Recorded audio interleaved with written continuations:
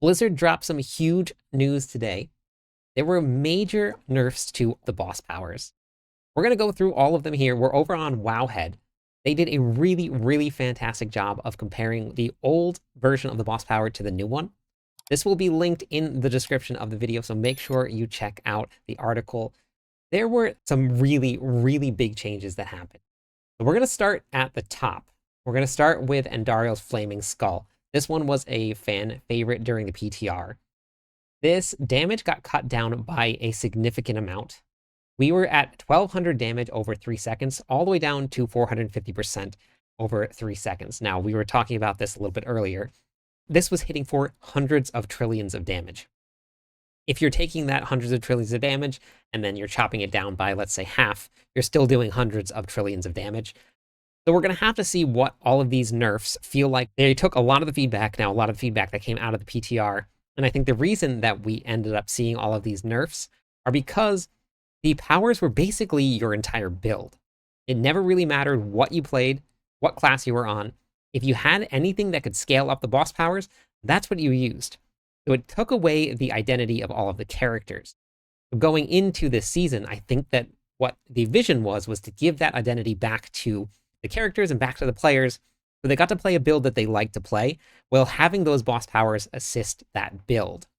We have the campfire chat coming on April 24th. We're going to get the final patch notes before the season launches, so we'll get to see exactly what the classes are going to see. Now, as long as they take all of this stuff and they either change around some of the scaling and maybe the pits, or they give us some additional buffs to the classes, which would be pretty cool to see, we're going to kind of get a better sense of where everything falls when the season is going to launch. Let's go down to Harbinger's Volley.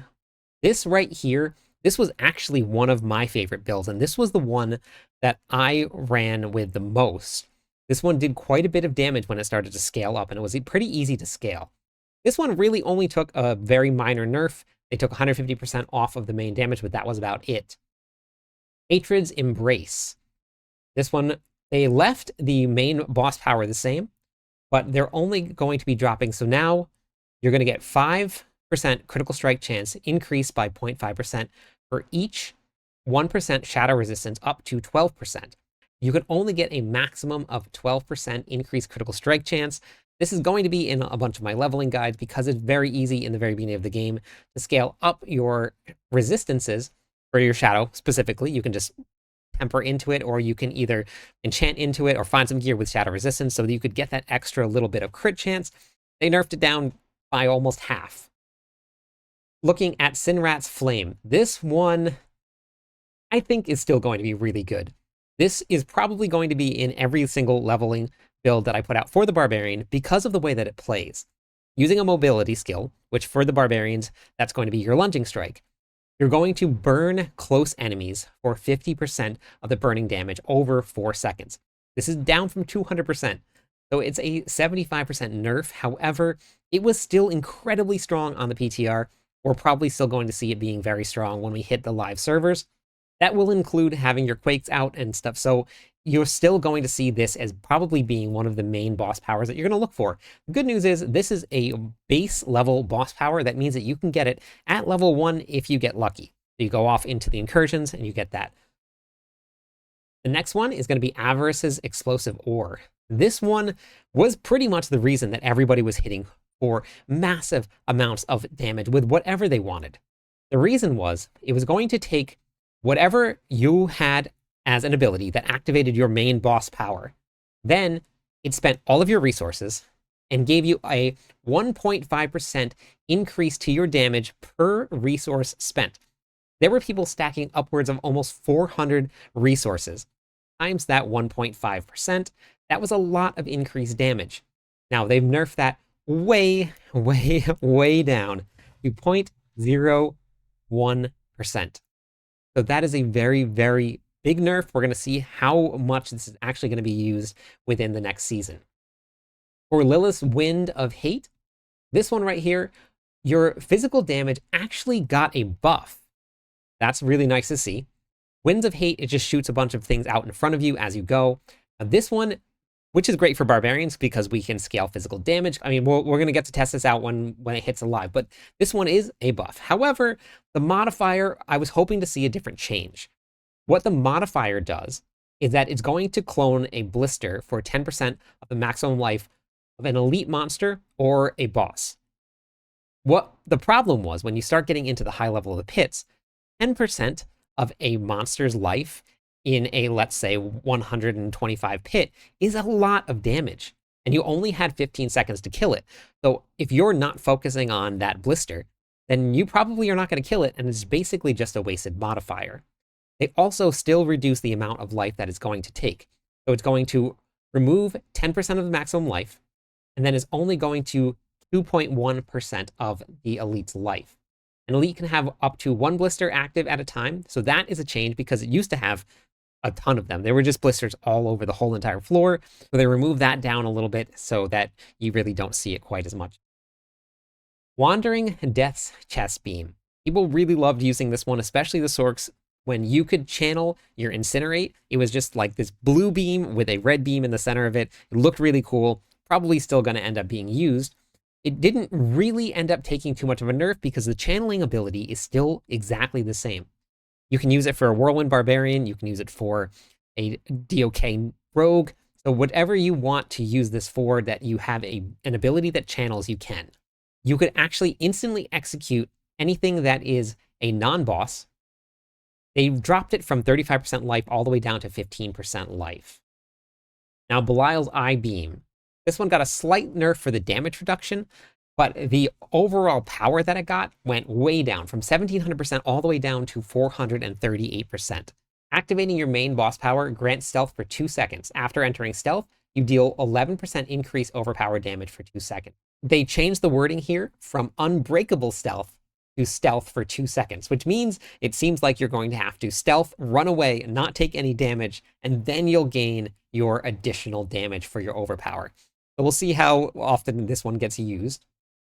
Urvar's Lobbed Bombs. This one, pretty much everybody was over the moon about how this boss power worked, because you could get your cooldown of your ultimate skill to 0. When it was 0, it just shot 4 bombs out around your character as fast as you could get it to go. They definitely nerfed that, but I really don't think it's going to affect it too much. They cut the damage in half, and then they changed it from reducing your cooldown from a flat number of 5% to 15% cooldown reduction. Now, you can hit a reduction cap.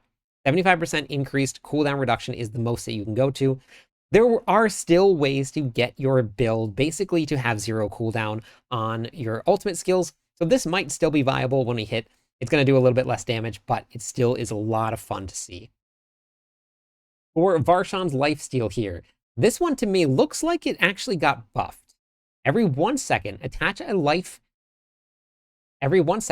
leeching beam to the closest enemy, which deals 700% corrupting damage. Now, corrupting damage is shadow damage. Then you restore 15% of your maximum life. So if you're getting back 15% of your maximum life every 1 second, that seems incredibly strong. That is a lot of life back. It used to give you 10% of your life over 3 seconds. Now you get 15% of your life every second. That's 45% over 3 seconds. Unless I'm reading this wrong, this got a really big buff, and that is a really, really strong ability that's going to be used, especially for survivability. Duriel's Burrow. This one right here, this one hits a little bit hard. We had a very special build plan.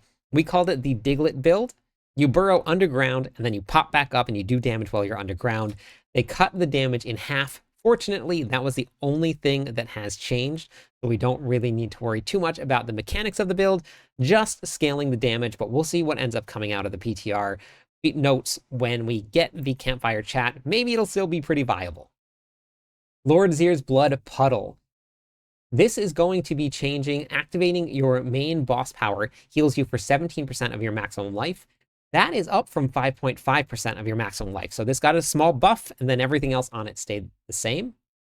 Ashava's Poison Breath. This one right here actually got a buff for itself, so it went from 400% up to 1200% increased damage. Greg's Toxin right here.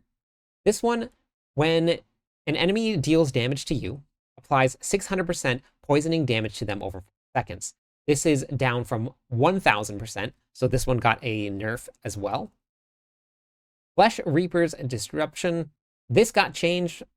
Gain 5% vulnerable increase by 0.5%, so this one actually got a buff for each 1% of your crowd-controlled duration bonus that you have, up to a maximum of 10.5%. So they just made it a little bit easier to get to that number. That 0.5% and the amount of crowd control duration bonuses that you have would have made it really, really hard to hit that 10%. So this actually will allow you to get to that a little bit easier. Black Mailer Sabotage. This is the one that I've actually been waiting for to see if it got nerfed or buffed or stayed the same. It looks like they're going to nerf it just slightly, though. They're going to add 6 seconds on the barrier. So after 6 seconds is going to fall off now. That's different. Whenever you gain Fortify, you gain 11% of the amount as barrier for 6 seconds. So it'll fall off after 6 seconds, and it's down from 20% to 11%. Still going to be strong, especially as a barbarian for leveling. The amount of different sources that you can gain Fortify from, this is going to be very, very big. So I'm pretty excited to actually put this on. A lot of the things that I was worried about didn't actually get hit too hard, so they're definitely still going to be used. For the Beastmaster's training here, whenever you cast a summoning skill or call a mercenary for a reinforcement, one of your summons or mercenaries stuns surrounding enemies for 2 seconds and gains 75% damage reduction. So this is just going to make your mercenaries or your summons a lot stronger. So they get 75% damage reduction. So this is actually a buff to this. So that's kind of nice to see.